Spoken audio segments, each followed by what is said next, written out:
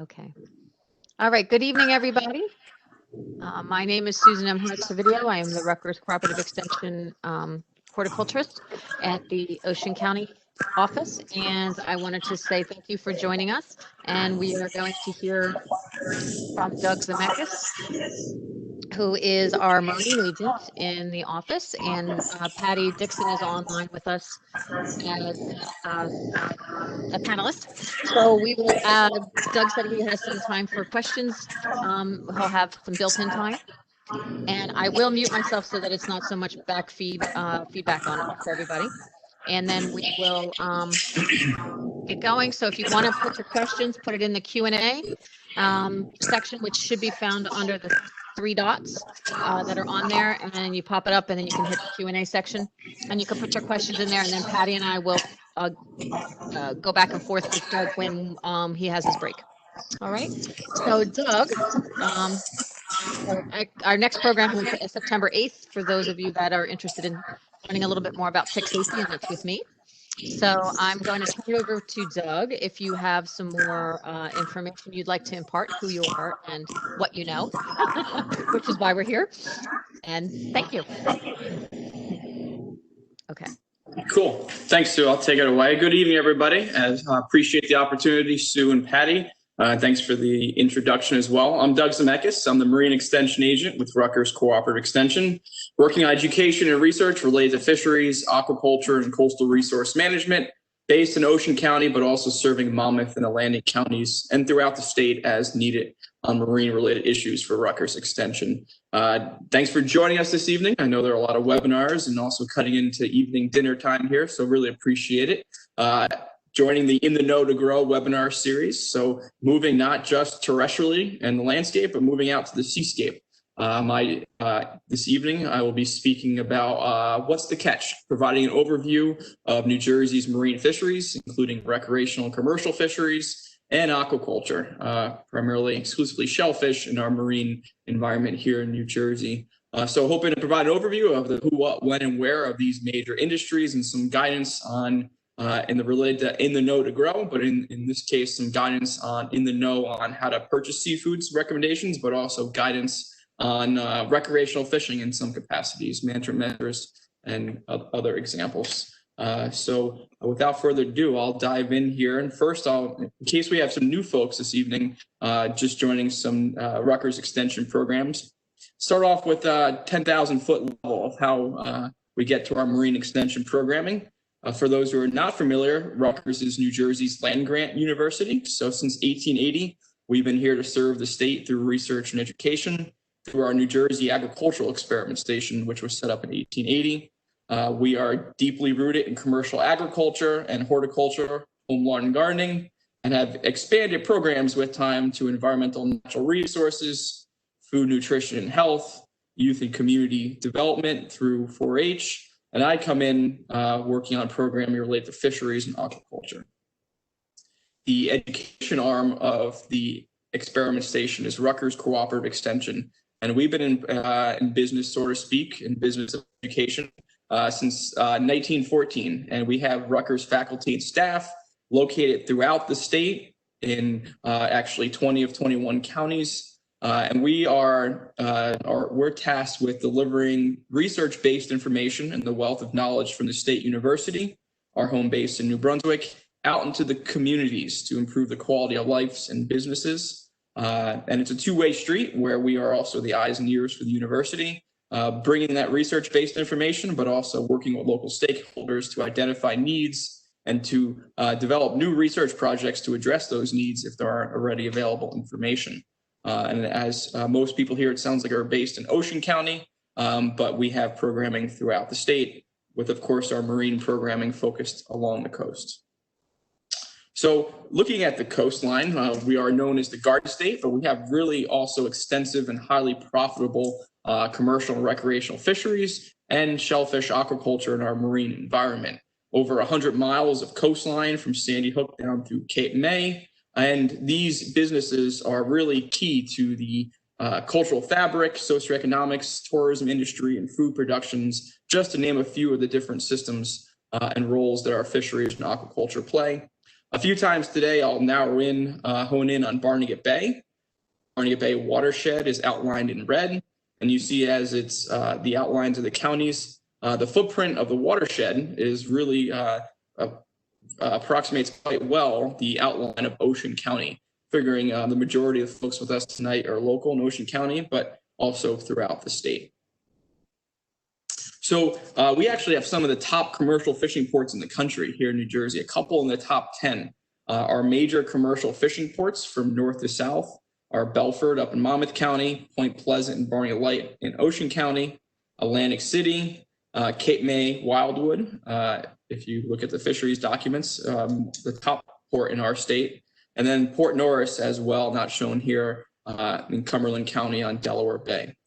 But all total, these data go back to 2015, but the total economic impact or value added from commercial fishing to the state of New Jersey is over $2.1 billion and represents over 30,000 jobs from commercial fishing and seafood processing. This includes resources that are harvested and landed in New Jersey, but also species that are landed in other states and shipped to New Jersey for processing. As you see, imports are a big component as we have seafood processors and dealers throughout the state as well. So a big industry providing a lot of food, supporting the food system, but also tourism and local economy through jobs. Looking here at some of the top commercial fisheries in our state, first at the top, we have outlined the total revenue. So this is in fisheries what we coin the ex-vessel price. If you're familiar with agriculture, it's the farm gate value. So this is the value of the landings of commercial resources straight to the fishermen. And from the 2006 to 2015 period, it ranged from approximately $140 million to over $220 million. And the typical multiplier of 5 to 6 will be applied when you look at the net economic benefit from these resources as they go through processing and hit the seafood markets and restaurants as an example. Our most valuable commercial fisheries are shellfish dominating. The most valuable is the commercial sea scallop fishery. Folks are probably most familiar with the adductor mussel on the right, what they see on their dinner plates. These animals are shucked at sea. This is a large adult sea scallop. Typical adults are about the size of your hand, or that's a good size one. They are harvested by large dredges, which are typically about 15 feet in width. And boats fish anywhere from approximately 20 or 30 miles to over 200 miles from their home ports, sailing from New Jersey to harvest sea scallops. And the ex-vessel price or farm gate value could be over $140 million of this species. So it's a really key species, and the revenue from which also really supports a lot of the shoreside infrastructure and ports where a lot of the other fisheries are happening concurrently. The second most valuable is ocean quahogs and surf clams. Here's a surf clam and an ocean quahog, one of the oldest living animals, actually. They could be a couple hundred years old, these ocean quahogs. They're harvested by hydraulic dredges pulled behind the boats. Again, fishing similar depths and again, from 15 to over 200 miles from the coast. They're just right out of Atlantic City, Barnegat Light, or all the way up fishing off of Cape Cod. Some of the boats from New Jersey sail to harvest these animals. The next most valuable is the blue crab fishery, which is either a dredge or primarily harvested in traps. And most of these landings come from Delaware Bay, but in the last decade or so, we've actually seen an increased amount of the blue crab landings coming out of Barnegat Bay. Finally, getting to a finfish, the most valuable finfish for New Jersey's commercial fisheries is summer flounder. You might know it as the fluke. I'll probably refer to it as summer flounder this evening.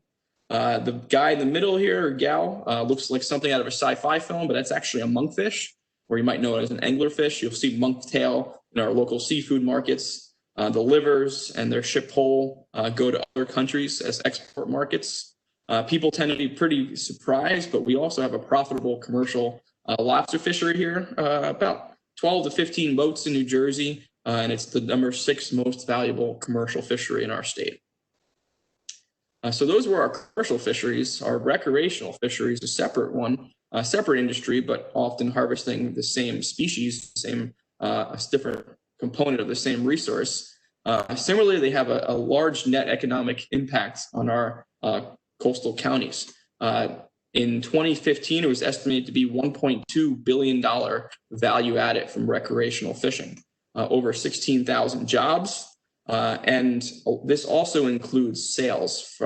Fishing tackle takes a lot of fishing rods, ice, fishing line and lures, but also boats that go into this industry and are quantified in these sales. And the industry has a couple different sectors.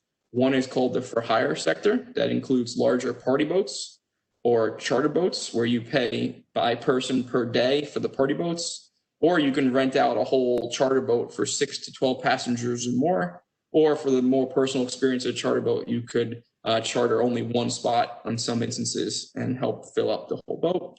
Also, private boats, independently owned fishing vessels, and shore or surf-based anglers fishing from docks and piers and off the beach throughout the state.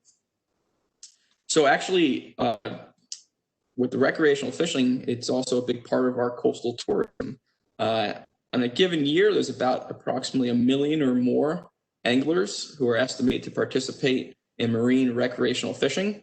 And if you look at coastal or non-coastal counties and out of state, actually about half of them come from another state. So when you're talking about stakeholder engagement, education, or tourism industry, it's important to consider the draw of people from other, not only non-coastal counties, but other states. And when you look at the total number of fishing trips estimated by saltwater anglers, you look at approximately 5 to 7 million individual trips are being taken by these individuals. And also, interestingly, about half of them in some years are from people fishing off the shore. So that's our piers and off the beach, both in the estuaries and bays, but also along the ocean front. The most common species caught by New Jersey's marine recreational fisheries, not necessarily the most valuable, but in terms of numbers, the most common is the summer flounder or the fluke.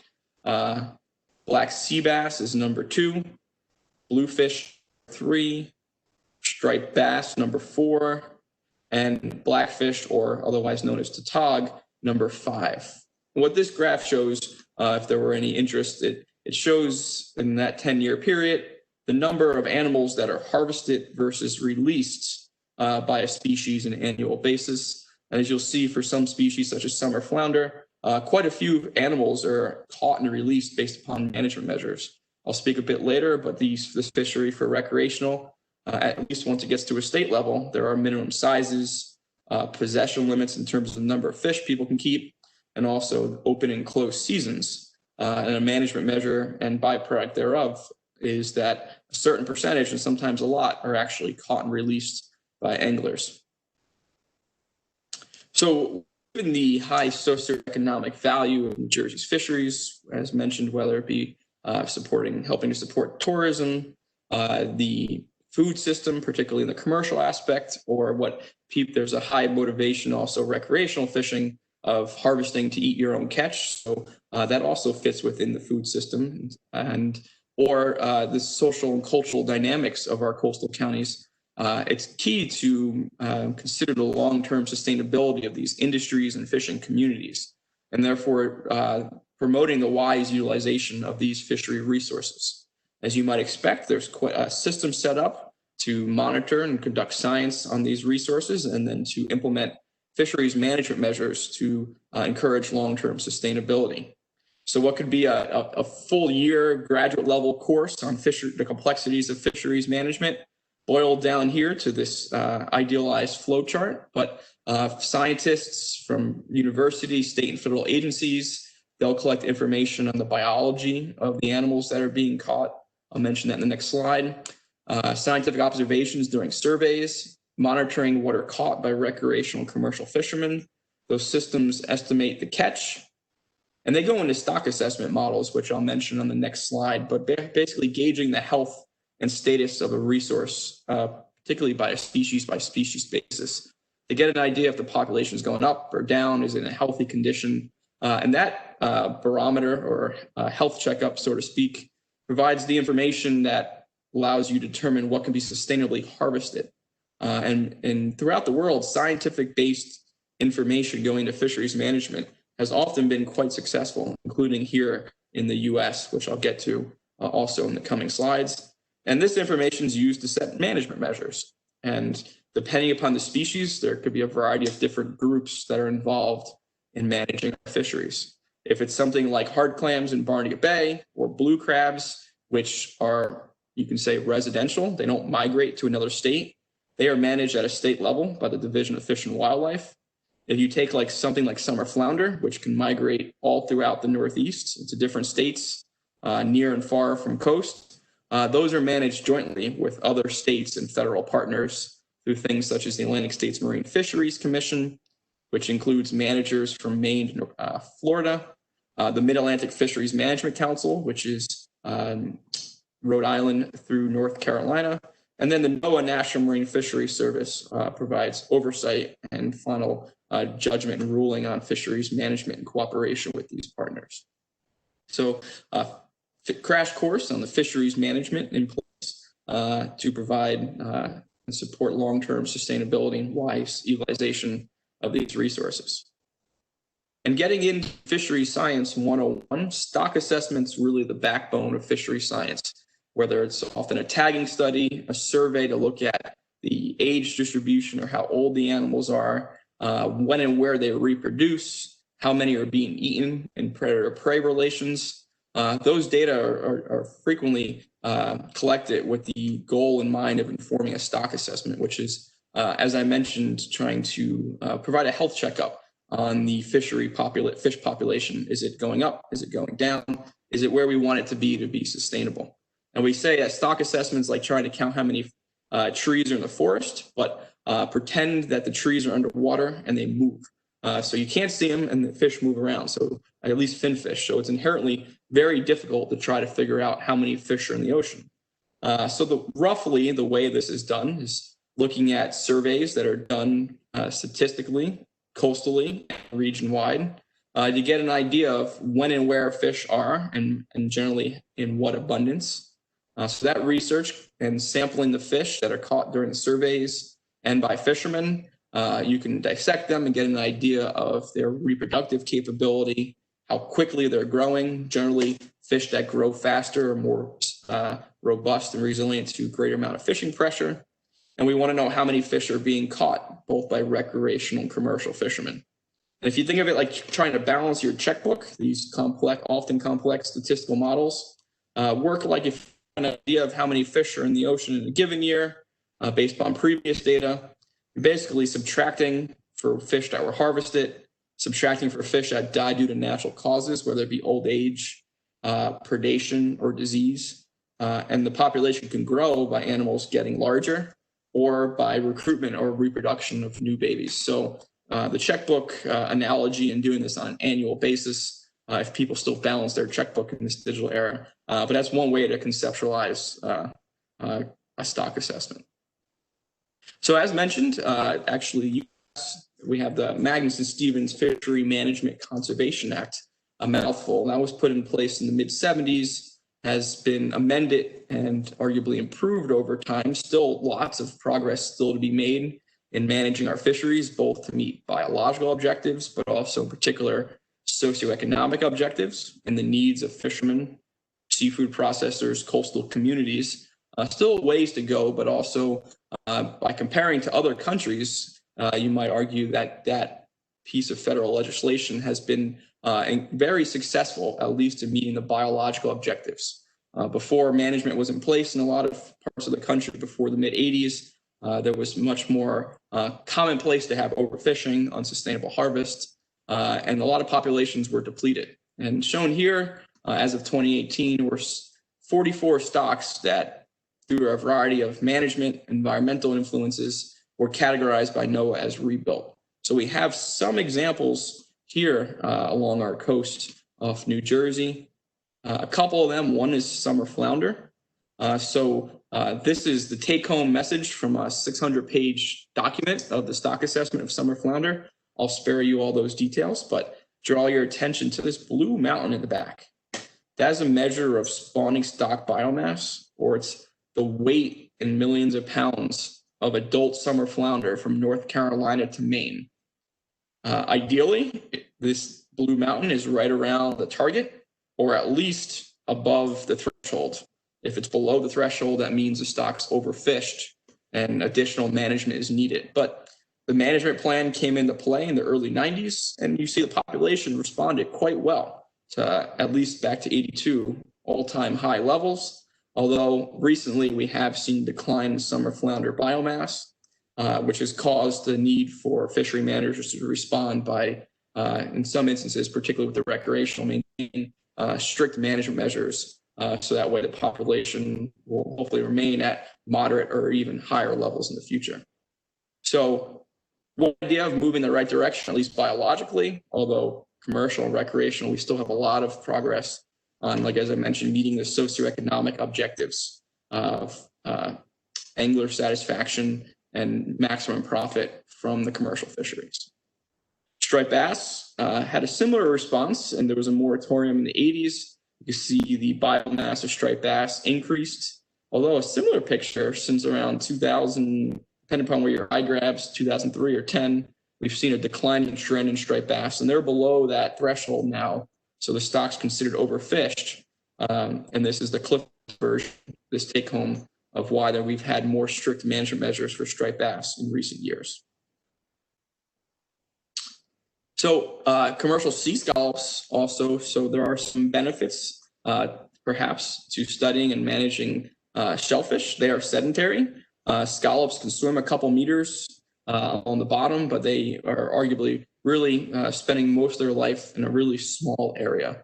That helps with both doing surveys to get an idea of when and where sea scallops are from the coast of Virginia all the way up to Maine and beyond. And by having a better idea of when and where they are and in how great of numbers, that's been really helpful for informing fisheries management and promoting the sustainability of this fishery. It's number 2 most valuable throughout the Northeast behind American lobster. So it's very important, not just for our New Jersey ports, but throughout the Northeast. And to make the connection to in the know to grow here in terrestrial, since they're sedentary and there are a lot of surveys, we have a good idea of where the population is. There's been what in the fisheries world, rotational management, similar to crop rotation, where since there's a good idea of where, when, and how old they are in different locations, that's really helped to guide management of this now highly sustainable and profitable fishery. You see the biomass off of Mid-Atlantic, George's Bank, which is Cape Cod, and this little sliver, which is off of Nantucket. But you see the large increase in biomass of sea scallops since the mid-90s, owing to a lot of these improvements in the science and management interface.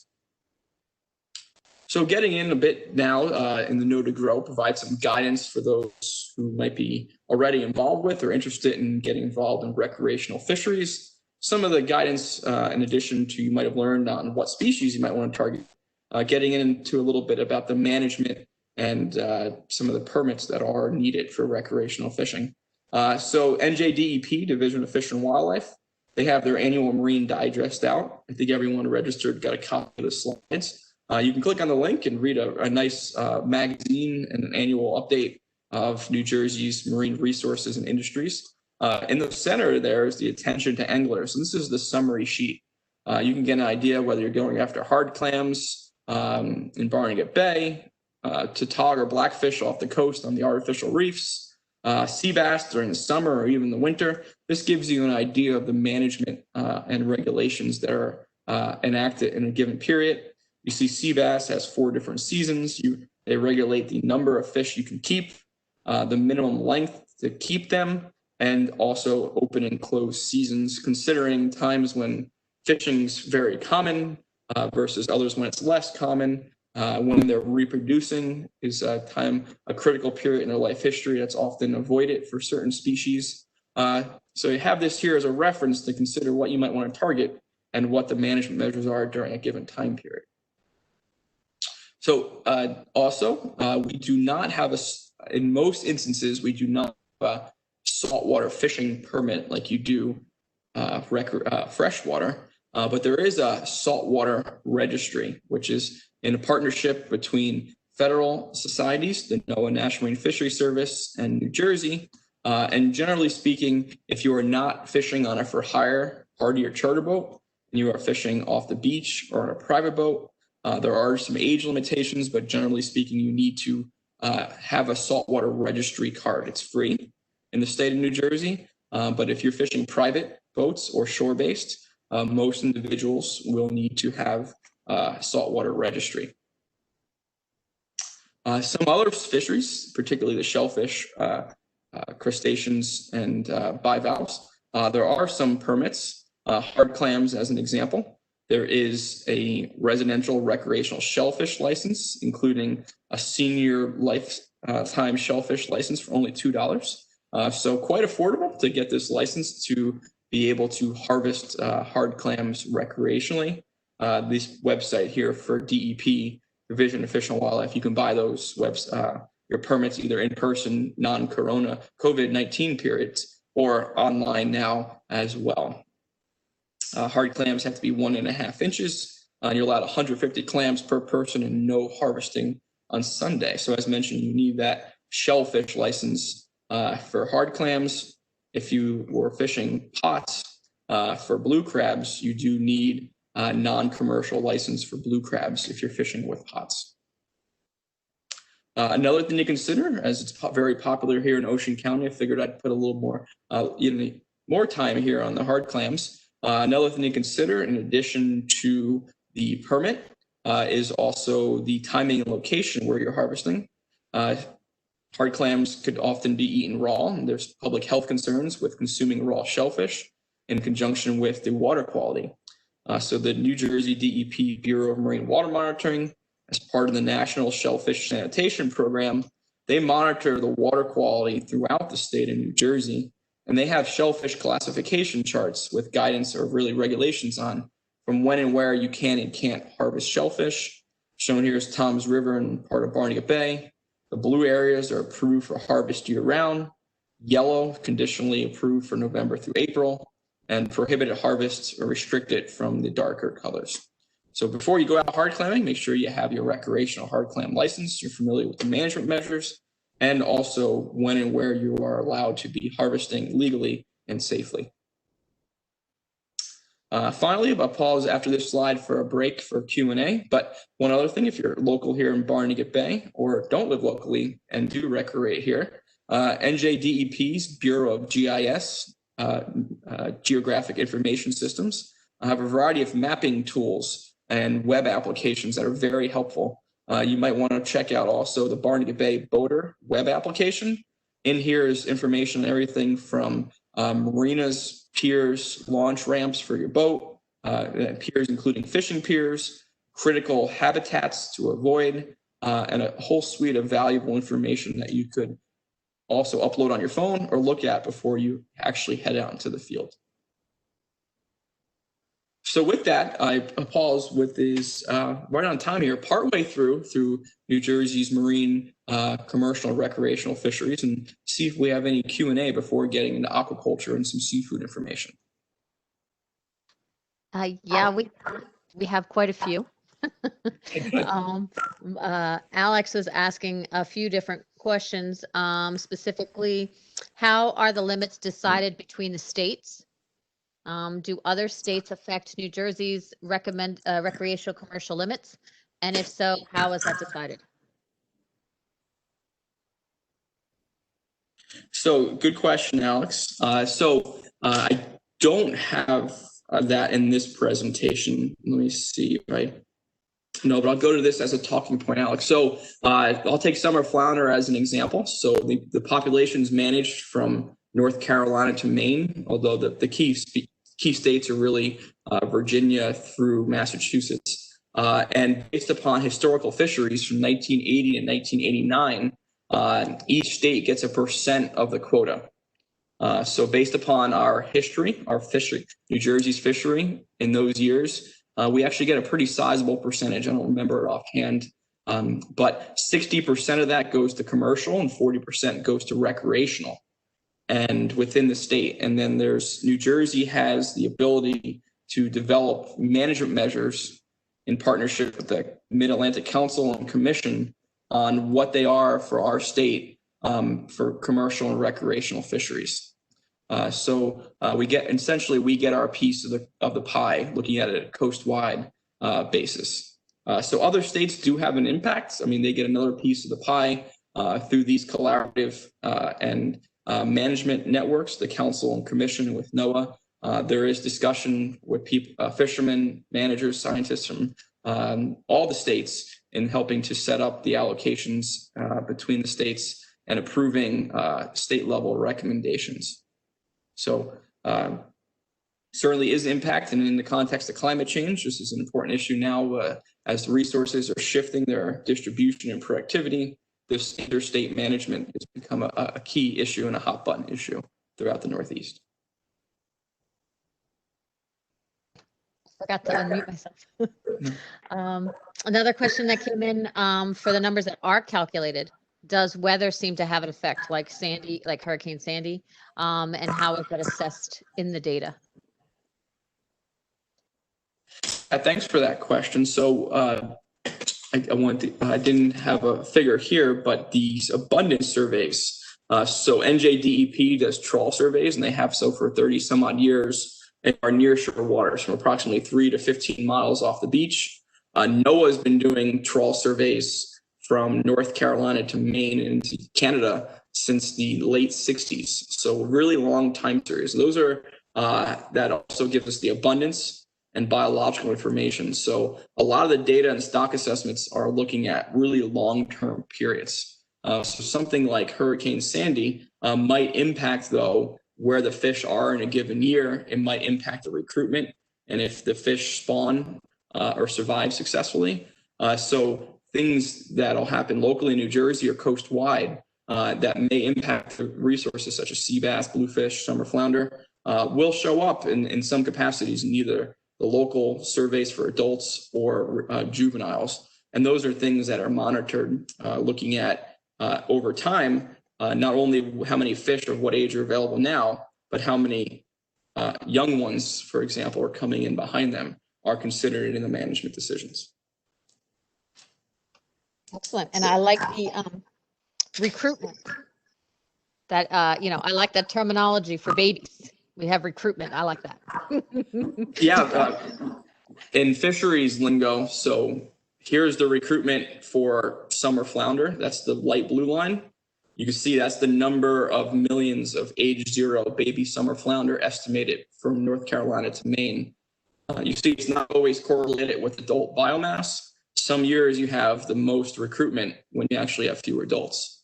So it's a very complex interaction between not only how many mothers and fathers you have, but what the environment is like. Do those young fish actually survive? So let alone managing your own garden. If you're managing here the stock of summer flounder, you have a whole suite of things throughout that whole range, not just Barnegat Bay, New Jersey coast, but throughout the Northeast, whether it be temperature, predator, prey, and fishermen as examples that could that complicate the seascape and the population dynamics. And I have two. Mine are a little more simple questions. Mm-hmm. What's a pot versus, like for you were saying crab pots versus crab traps? So crab traps wouldn't be a pot, correct? Oh, you're testing me now, Sue, from my recollection. I did take a class I do crab traps. I don't know what a pot is. I took a class on fishing gear back in grad school. One of the major distinctions between pot or trap is whether or not they're baited. I don't remember which one right now. So they're actually commonly used interchangeably. So if you're talking lobster or crab, pot or trap, they're usually used interchangeably. That's most common for blue crabs. However, a much smaller type of dredge than the sea scallop dredge is also used in certain parts of the state, particularly during the winter, to harvest blue crabs and also oysters in Delaware Bay. So as I was a kid down here in the summer, I was supposed to have a $2 fee for my crab traps. No, so I didn't use spotlight crabs all fully, but if you are using hand lines, you don't need a license. But for a non-commercial recreational, if you're using a pot, you do need a license to use the pots. And there is a suite of additional guidance on that. If you visit the marine licenses, there's a whole tab of management and what size the pot has to be before you need that recreational license. The pan lines and the real small ones, you don't need them. Okay. Okay. And the last question I have is specifically for you is, you talk a lot about the surveys. Do you actually go out and, I know the answer, but what do you actually go out and do the surveys? Are you out on the fish? Is that primarily your I'm involved in a few surveys. One is we are doing research now, previously led by Rutgers, but now the DEP Artificial Reef Program. We monitor the artificial reefs with fish traps, spring, summer, and fall. They are leading that. It's been ongoing since 2016. I'm involved in that locally, but the trawl surveys that are done by NJDEP near New Jersey waters and NOAA, those have a team of scientists from respective institutions. I use the information in my work, but I'm not actively going out on those trips. We do have one more question from Cora. How deep do they dredge? Question, Cora. I suspect that question popped up when we were talking about the dredges that are used in some instances for blue crabs. I'm actually not 100% sure. Blue crabs will burrow into the mud for the winter period and go dormant. I'm not sure how deep those dredges are going to dig. But that is a concern and monitored, particularly for winter flounder. Winter flounder have benthic eggs, so they lay their eggs in the bottom during the winter period. And there are concerns that, therefore there's been research and management to make sure that there isn't minimizing the negative impacts between where they're dredging for blue crabs and where species such as winter flounder and others lay their eggs or have critical habitat. So those systems are in place to make sure it's done as responsibly as possible.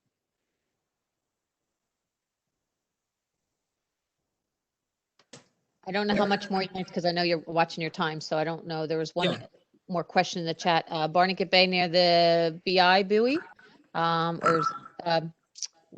there is what's called a research buoy. What is there to research? Do you know?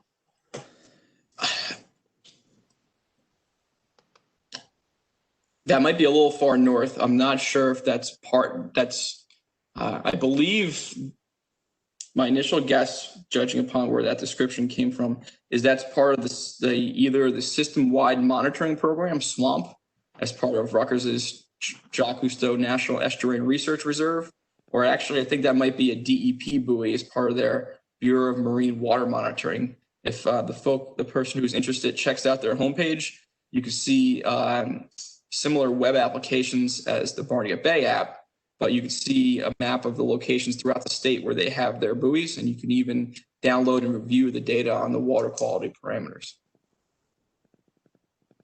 Okay. Okay. Sorry, I didn't realize I was unmuted. So I'm going to let you finish. There's somebody said they thought it was a tide buoy, but they weren't sure. So we'll maybe do some more research and get back to, I forget who that was, Richard, I think it was, that mentioned that, but we'll have the chat and we'll kind of go from there. All right, Doug, I don't want to keep interrupting you. No problem. I'll dive in. Appreciate the interest, everybody. So shifting now from commercial and recreational marine fisheries to marine aquaculture, the focus really exclusively right now commercially for marine aquaculture in Jersey is state waters and on shellfish, primarily oysters and hard clams. There's been a long-term shift in what was once principally wild harvest to now aquaculture. These species of oysters and clams have, as examples, have experienced many stressors through time, whether it be overexploitation in the past, shifts in the ecosystem and environmental dynamics that have impacted their survival, ability to reproduce successfully. As we mentioned, there's been some very, unfortunately, widespread diseases, dermo disease, MSX, and oysters that have really had a big hit on reducing the wild populations. So in response and to meet seafood demands, and there's been a shift from wild harvest fisheries to aquaculture for these species, although there are still wild capture fisheries along the Atlantic coast and in Delaware Bay for these species. So the U.S. Department of Agriculture, they recently came out with their Census of Aquaculture, which provides some indication of the magnitude of shellfish farming in New Jersey, but it's pretty well known that reporting is not mandatory, so it provides an indication, but does not include all farms in the state. So looking here, focusing on hard clams, in 2018, there was estimated to be, there were at least reported to be 21 hard clam farms that appeared in the Census of Aquaculture. That actually showed a decline from 37 in 2013.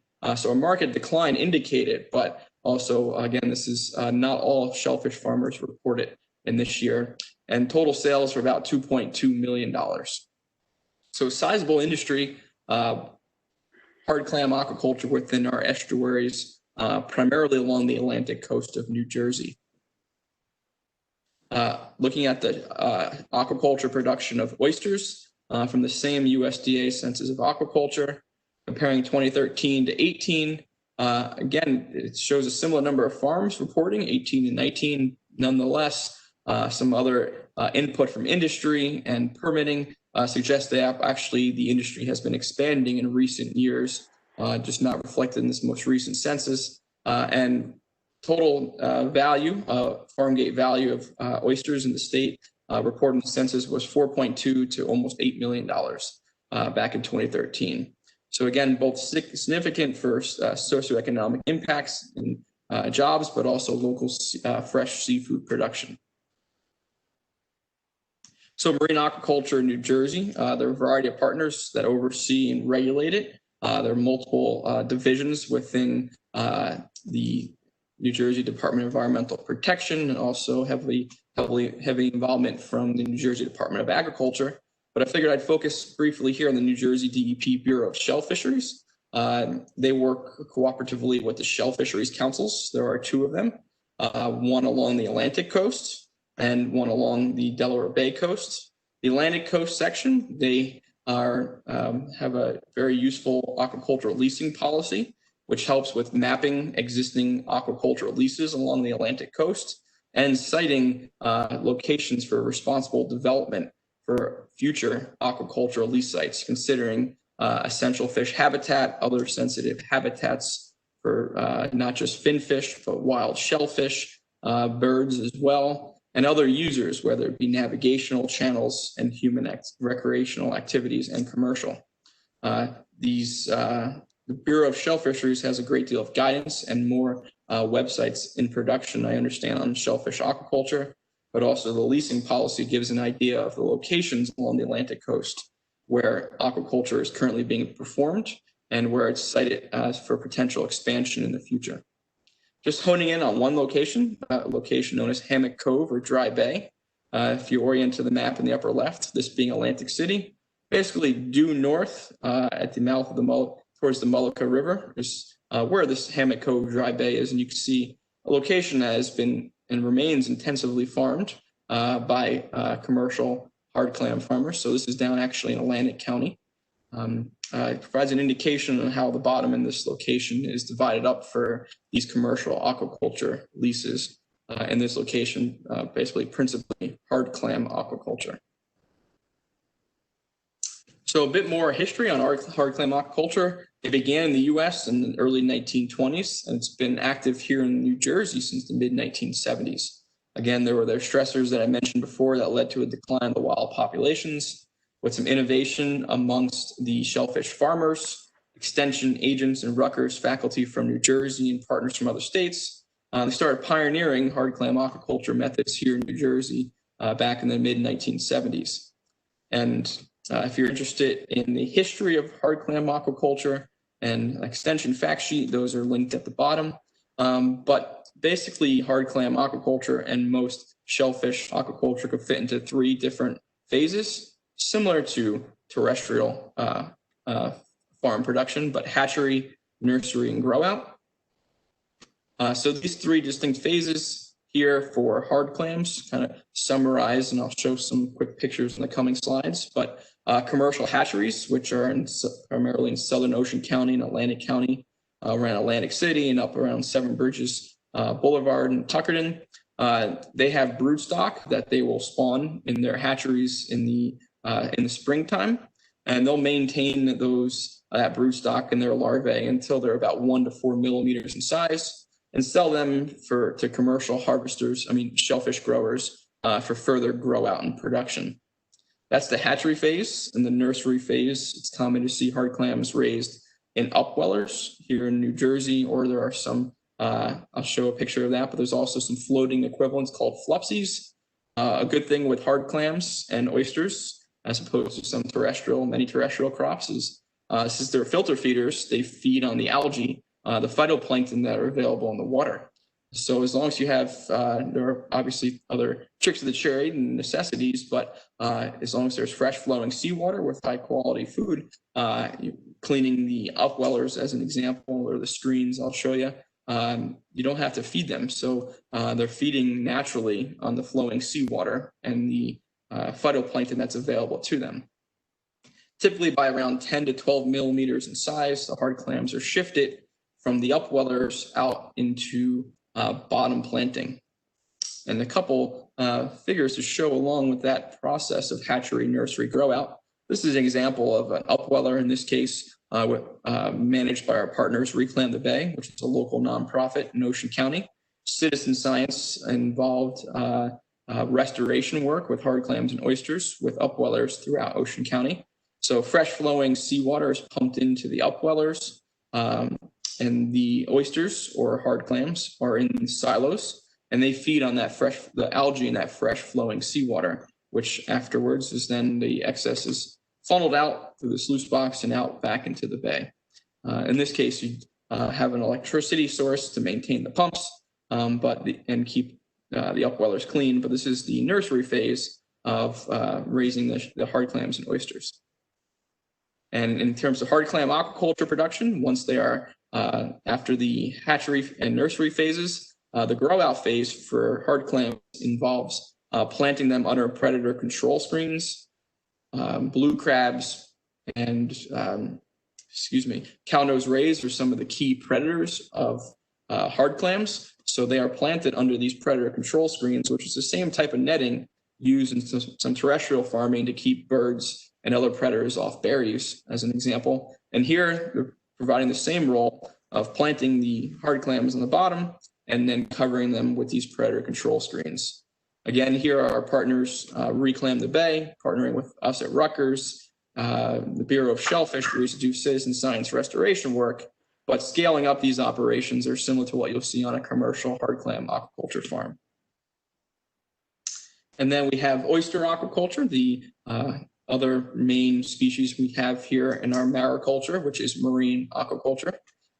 Oysters have actually been cultivated for over 2,000 years in different places throughout their range, both the eastern oyster that we have here in New Jersey and other oysters, Pacific oysters on the West Coast, and other species of oysters throughout the world. I'll show a bit how in the coming slides of how they're cultivated here in New Jersey, from basic to more advanced practices. But oysters live in our estuaries. Salinity is the salt content of the water. Open ocean is around 32 on average. So oysters thrive most in 10 to 30 parts per thousand.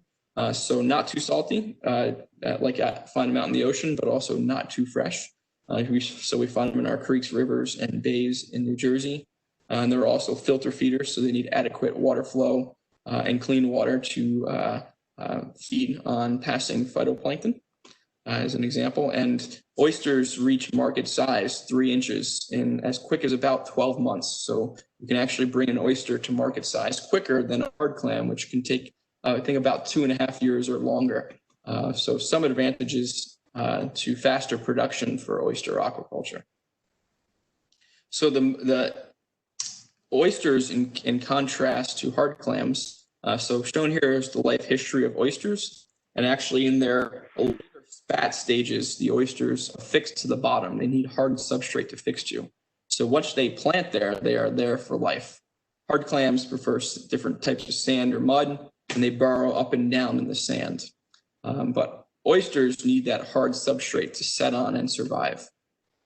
So the most simple form of oyster aquaculture involves collecting wild larvae or spat of oysters on shell, either shell that might be naturally occurring or shell that you might move around, which happens today with one commercial farmer in the Mullica, of moving shell to different parts of the Mullica River to capture the wild set or spat of oysters. Since there's an intervening measure and husbandry involved in this, it's a form of aquaculture as they're husbanding the animals to raise them for commercial production. The most basic type of either spat on shell of the wild set. You also could have spat on shell in a controlled setting where you have oyster larvae that are set intentionally on shells, either for commercial production or for restoration, which is what these individuals are doing here in Virginia or Reclaim the Bay in New Jersey, of where in a controlled tank, you'll set the oyster larvae on shells and then raise them to market size. One downside of this is the shape is often not as beautiful as you could by different cultivation methods to help meet some of the consumer preferences and demand, particularly for the raw bar markets. So on the commercial side of aquaculture, what's common in different parts of the state are these other types of grow out phases for oyster aquaculture.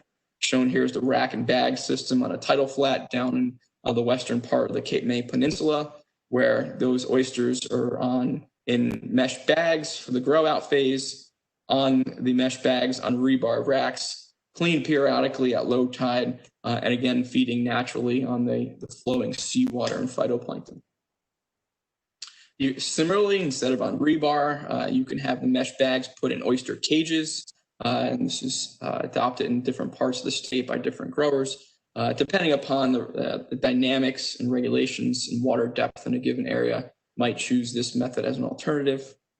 And also tailor floats, not as much for commercial production, but maybe for holding product or for research. Oysters can be found in tailor floats tied to a dock for storage or for grow out. In other states, you can practice oyster gardening, raising shellfish for restoration purposes or personal consumption.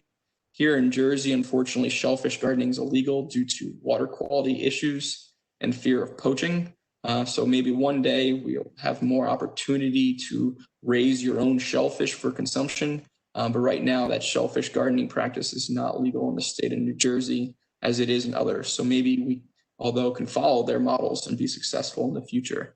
To both improve the water quality from the shellfish ecosystem services of filtering the water, but also give people the opportunity to grow their own shellfish for consumption in responsible manners and locations.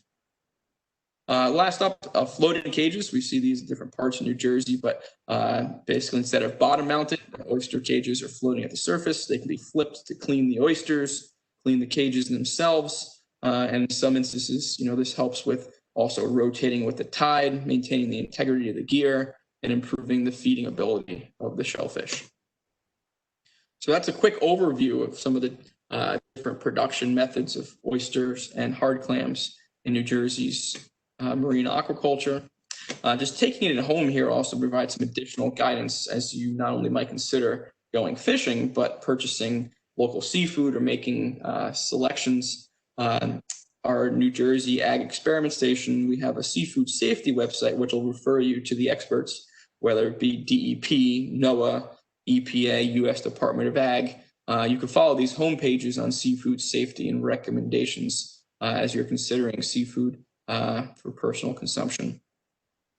We are now led by the NJDEP in partnership with the Department of Ag and Rutgers Extension. We're working on a new Support New Jersey Seafood web story map, which right now identifies some of the many great retail seafood markets throughout the state. We are working to expand this to include more retail markets, as well as restaurants and distributors, to be a one-stop shopping to help hone in on where you can find fresh, locally grown, harvested, and sustainable seafood products in New Jersey. So you can follow this to see the early additions to this story map, and we are working to build it out as we speak in these recent weeks. Also, if you have other interest in helping to read more about seafood choices, I'd refer you to the NOAA Fish Watch website. They're very good at considering the sustainability, health, and environmental aspects in providing seafood recommendations. You could type in just about any species of seafood in here and you'll get a profile. Shown here is for summer flounder, based upon the population, the habitat impacts of how it's fishing, mortality rates, as an example. You get a great deal of information to help consider for health, nutrition, environmental sustainability, what seafood you might eat. And they also have some recipe recommendations as well. More locally here in New Jersey, NOAA has the Fish Smart, Eat Smart program, which provides advisories for finfish and shellfish consumptions throughout the state, both freshwater and saltwater. So visiting this website, you can see their different guides for finfish and shellfish and fresh and saltwater, advisories on consumption to avoid some areas where, for example, up around Newark where the water quality is poor and it's not recommended to harvest blue crabs, as a quick example. This is another place to shop for additional information that you might consider while making decisions on when and where to fish recreationally, but also what seafood you might want to consume that or should consume based upon what you catch or based upon what you might purchase that was commercially grown or landed or raised. So with that, I thank everyone for joining us this evening. I hope you found this information to be interesting and useful, providing an overview of New Jersey's marine fisheries and aquaculture industries. I believe everyone who registered got a copy of the slides, and here's my contact information. I'm happy to take as many questions as we have time for within this evening's program, but I'm also available anytime via email or phone. Doug, I want to thank you. I don't have any questions that are popping up yet, so I'll give people a little bit of time. But Raymond, the gentleman that was asking about the buoy, you mentioned about the website that he could check for the buoy. Could you go back? I don't know if you had it on a slide. Yeah, I'll go back to that slide. So this is Raymond. Good evening, Raymond. So what I not 100% sure on what that buoy might be, but if you go to the NJDEP Bureau of Marine Water Monitoring website, this will take you to their shellfish program. From there, you can navigate to a variety of the different programs they have for everything from monitoring chlorophyll from air to glider robots that monitor water quality off our coast.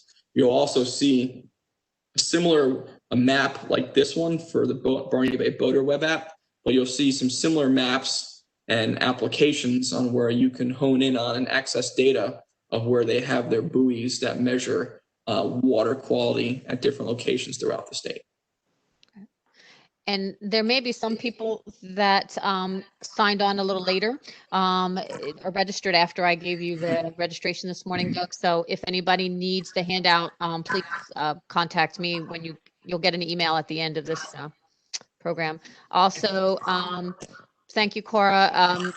Doug has, if you would take a moment to go on his website, Patty's going to put it up in the chat, and to give him some educational feedback, I believe, right, Doug? Is that what this is? Yeah, I appreciate that help, Sue and Patty. The email that went out earlier today and the link being shared now in the Q&A or chat box has a teaching evaluation. I really appreciate taking a few moments to fill that out, providing feedback on tonight's program, the information I shared. That'll help for the next time when I present this information, continue to improve this program and future offerings. And was there anything else in the chat? Okay, go ahead. I Patty. put that survey in the chat. Okay. Alex said, really good insight, thorough. Does Rutgers do any work with the Coast Guard to regulate the fishing? Ooh, Alex, good one. So at Rutgers, we are involved with education and research, not advocacy or enforcement. So if they need guidance on measures within those capacities of research and education, we've had some partnerships, but principally the enforcement is done by NJDEP, Division of Fish and Wildlife, Office of Law Enforcement. There is enforcement by Coast Guard and how they partner to enforce fishing and aquaculture regs in nearshore and offshore federal waters is actually a bit beyond my knowledge of how the Coast Guard collaborates with the Office of Law Enforcement through DEP. But if you are interested, the Atlantic States Marine Fisheries Commission, ASMFC, if you follow this link here, they actually have an enforcement committee. And if you find their committee page, you'll see how enforcement that committee collaborates within the states and their federal partners to conduct enforcement of fisheries management measures. Excellent. Yep. Yeah, I didn't have any other private messages this time. Some of those questions were mine the last time. But yeah, I really appreciate it. And those that are still on, if you can take Doug's educational, follow that link. Also, after when I turn off the PowerPoint, it will also come up with our regular survey if you've been on any of our other talks, just to let us know how you enjoyed the speakers, if there's anything that you would like to hear more of. Doug, I loved the aquaculture because I really didn't know what went into seeing how the clams are farmed and things like that. So I think that's an excellent presentation, as well as managing fisheries. Yeah, I appreciate that. I try to 10,000 foot level of everything here. I can dive into more in the future, but try to draw the parallels to, I guess, sometimes home horticulture, but also commercial terrestrial farming, and draw the parallels there. But yeah, I think it's just really cool to see how it's actually done, the actual layout and seeing it in use versus just being a book or a picture in a magazine. So good job. Okay. And yeah, Kathleen, I've met a lot of the volunteers for Reclaim the Bay. They're in the group of cool men get involved with that. And cool men and women, yes, definitely. Usually it's the men that are representing at like the fairs. I see them at I don't know, Oyster Fair. I've seen them. There's a festival over in Island Heights I've seen them at. But yeah, enthusiastic group. It looks fun.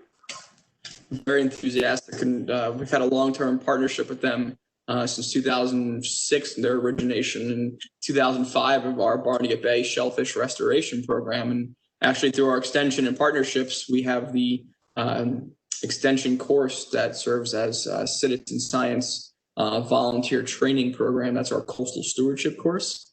If people are interested, they can email me. It meets spring and fall, non-COVID times.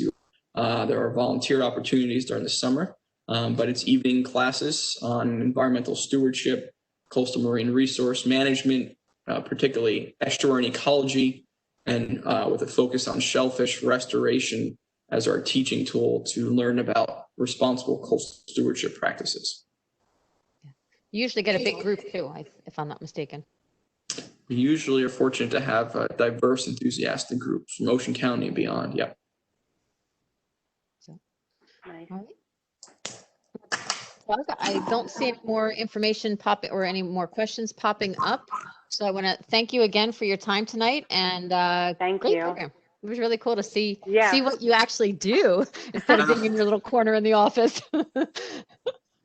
Thanks for the opportunity. I appreciate it. And I guess, yes, even though we're in the same building, the same floor, as we talk in a lot of my teams, it's hard to even keep up with everything that your colleagues are doing under the same roof. Yeah, no, but it's a great overview of what we actually do and Extension does, and different parts of Extension, and how we all come together in one way or another. So thank you again. Thank you for having me. Yes, Hope thank you very everyone much, Doug. Yes. All right. So thank you everybody for staying on. Our next talk, if you're interested, is ticks, and you can see the link on our website, the Ocean County RCE of Ocean County website. And again, if you have any questions for Doug, you can always send it to us, and we'll pass it on or reach Doug directly. All right. Thank you, everybody. And we'll see you in 2 weeks. Thanks again. Thank you. Okay. All right. Thank you, Doug. Have a good night. No problem, Patty and Sue. Thanks for having me. You have a good night as well. Welcome. What was the total number of people? You had 34 as the highest. So, all right, people are logging off. So let me get you on and we'll get you the information. Okay. No, that's kind of all I need. If there's any residual questions in the chat, just let me know. Okay, we'll do. Something I think I addressed. But Okay. All right. Thank you. Very good. All right. Good night. Thank you. good night. Have a good night.